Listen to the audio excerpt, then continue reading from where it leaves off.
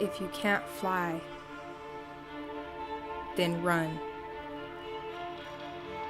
If you can't run,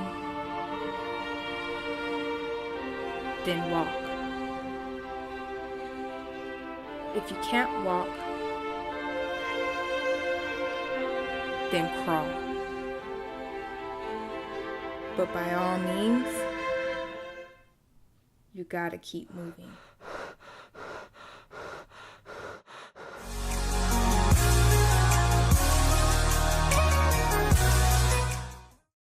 I can't talk for nothing today, y'all. See, that's what happens when you take a month off of YouTube and you ain't talked to a camera in a minute. As a filmmaker in this industry, I kind of took a non-traditional route, I would say. I'm actually a content creator for YouTube.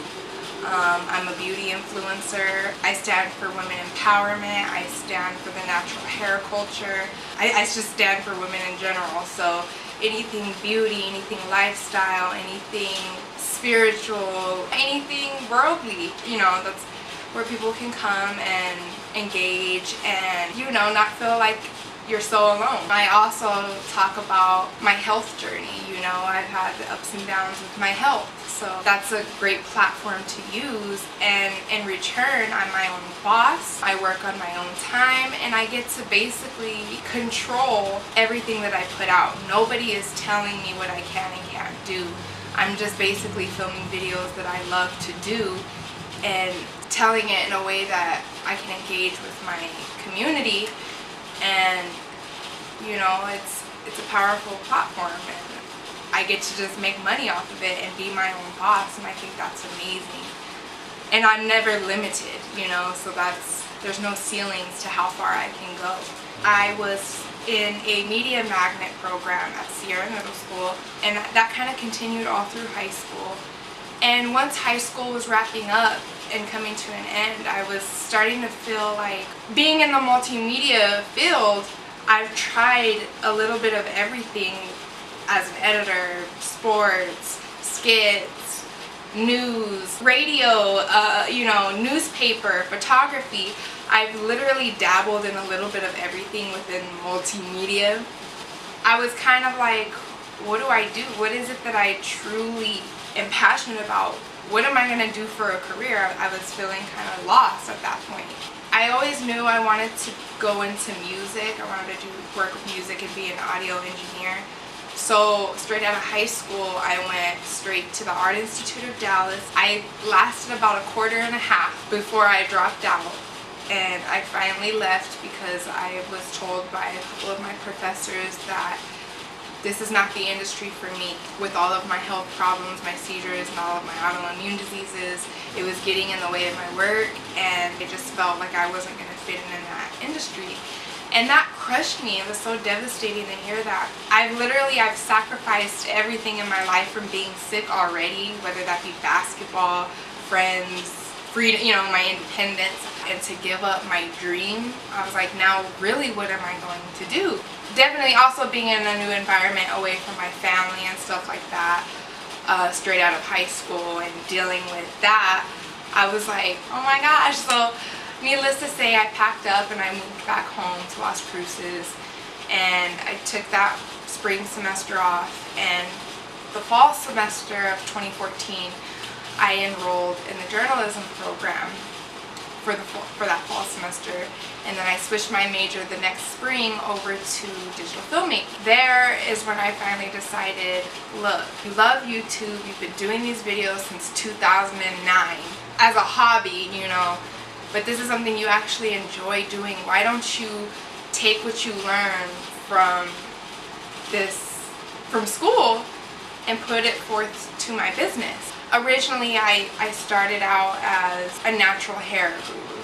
I was in the process of transitioning. I had a relaxer, I had a perm in my hair, and there wasn't a lot of girls on YouTube back then who looked like me, and I felt like educating people. And once I did start evolving and things like that and looking better, people kept asking me, what did you do? What did you do? And it's like, check out my YouTube channel, I'll teach you.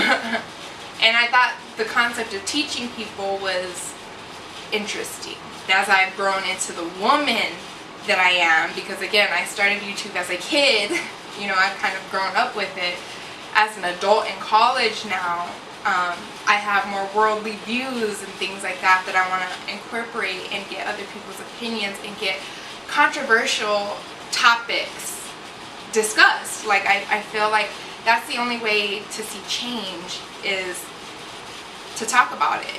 And if I can engage with my audience, my community, you know, that's how I'm going to use my platform. My goal in life is, I just want to be able to help. There's so many women and families on YouTube that I've followed over the years, since becoming sick, since going through my health journey, going through my natural hair journey, you know, all these journeys that I've gone through over the years. I've stuck with these certain people that I've been subscribed to on YouTube, and they've had a huge impact on my life. Needless to say, YouTube has really changed my life, as funny as that sounds.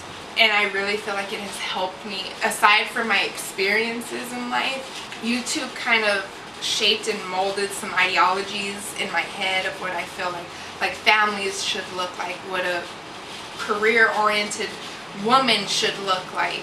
I didn't have those influences here in my hometown, so I kind of used YouTube as, you know, these people were like my family.